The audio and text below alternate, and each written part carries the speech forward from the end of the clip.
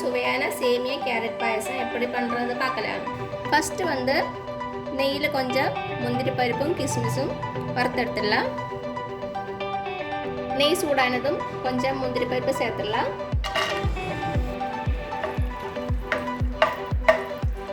முந்திரி பருப்பு செவந்ததும் கிஸ்மிஸ் சேர்த்துடலாம்.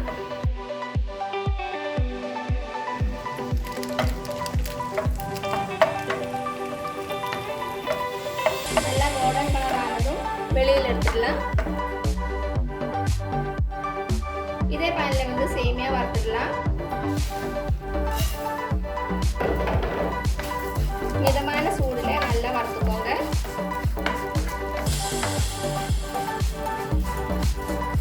சேமியா நல்லா கோல்டன் கலர் ஆயிடுச்சு. இது வந்து எடுத்து வச்சிடலாம். நெக்ஸ்ட் வந்து கேரட் சேர்த்துக்கோங்க.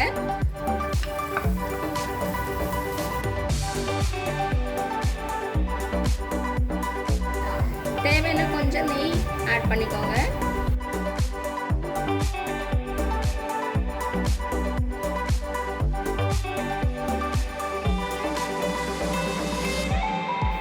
கொஞ்சம் சர்க்கரை ஆட் பண்ணிக்கோங்க. 2 டேபிள் ஸ்பூன் போதும்.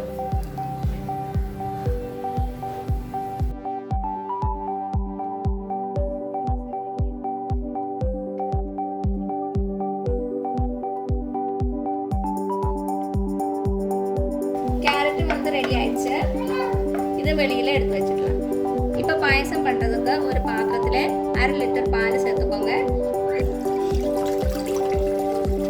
கூடவே 1/2 கப்பு தண்ணியும் சேர்த்துக்கோங்க. பால் நல்லா கொதிக்கட்டும்.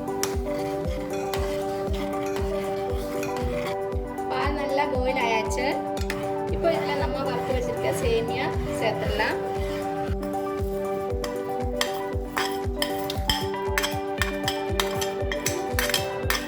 நல்லா மிக்ஸ் பண்ணிடலாம். இந்த சேமியா வந்து நல்லா வேகட்டும்.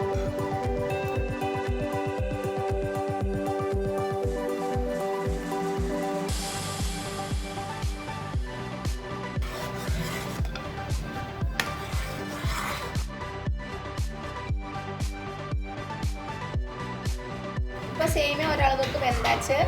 இப்போ இதில் கண்டென்ஸ் மில்கை சேர்த்துடலாம்.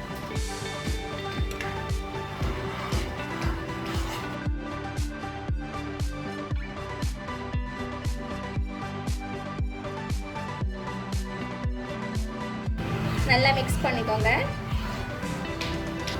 நல்லா மிக்ஸ் பண்ணியாச்சு. இப்போ இதில் கேரட் சேர்த்துக்கோங்க.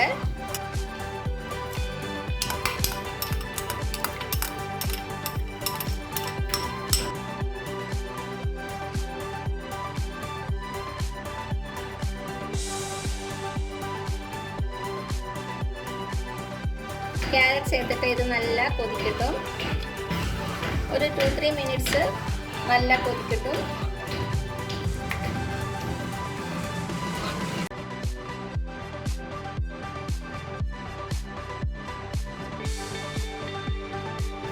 கடைசி இதில் 2 ஏலக்காய் சேர்த்துக்கோங்க. ஏலக்காய் லைட்டாக தள்ளி சேர்த்துக்கோங்க.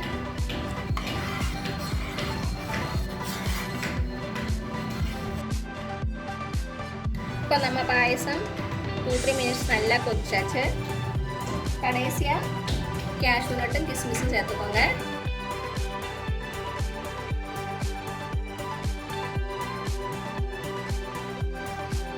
நல்லா மிக்ஸ் பண்ணிவிட்டு ஸ்டவ்வை ஆஃப் பண்ணிடலாம்.